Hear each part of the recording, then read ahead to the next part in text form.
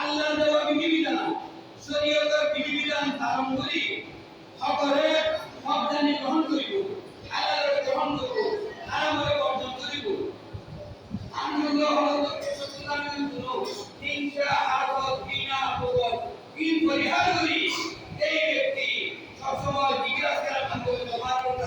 রাখিব বন্দায় দোয়া করার